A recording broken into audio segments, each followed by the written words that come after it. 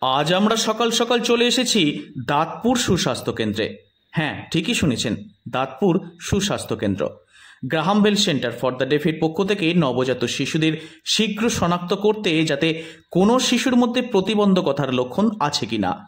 আপনারা সকলেই জানেন যে গ্রাহাম বেল সেন্টার হুগলি জেলায় দীর্ঘ ৩৫ বছর ধরে প্রতিবন্ধকতাযুক্ত শিশু ও প্রতিবন্ধকতাযুক্ত ব্যক্তিদের উন্নয়নে কাজ করে চলেছে। প্রতিবন্ধকতা পুনর্বাসনের প্রধান অন্তরায় দেরিতে চিহ্নিতকরণ। শিশুকালে চিহ্নিত হলে প্রতিবন্ধকতার মাত্রা অনেকটাই কমানো যায়।